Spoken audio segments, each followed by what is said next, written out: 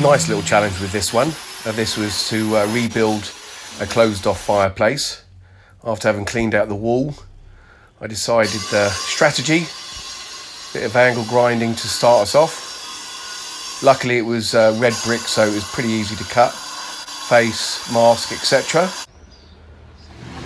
No harm in a little bit of a dust off midway through. Back to demo. Lucky with this one, it came out nice and easy the first part.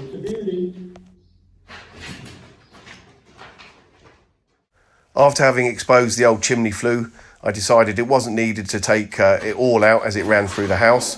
What I wanted to do was to make sure there was a bit of support on the top section as I was going to be taking out the bottom part.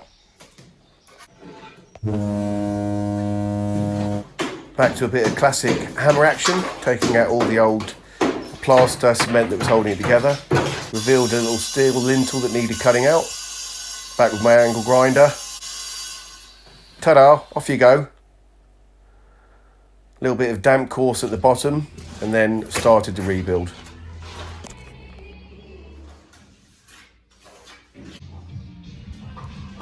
I tried to respect the style of the wall and to follow it, obviously trying to recreate how it had been built previously with a mixture of classic techniques, and then obviously with a little bit of modern machinery to help along the way, such as an angle grinder, which certainly helps. I enjoyed working with this stone.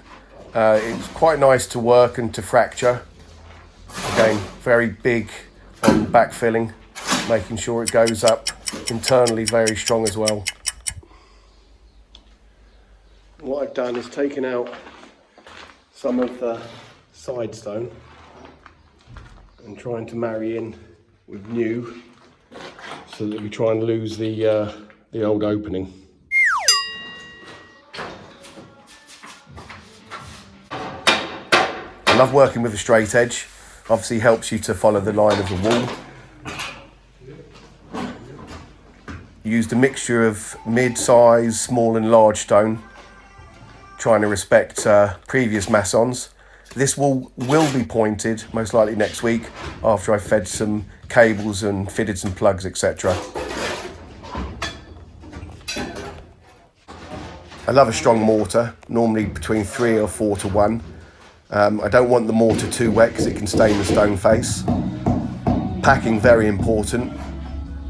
I use a good mortar, which is a mixture of lime, high performance cement and 2 sands, coarse and sharp, to really make it bond well. Delicious. I decided at the end to really spend a bit of time to lose the 2 previous sides.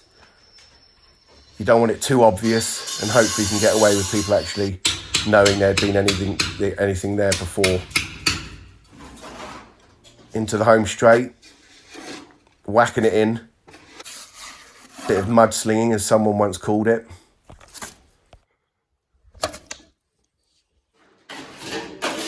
Love the saying, a clean site is a happy site.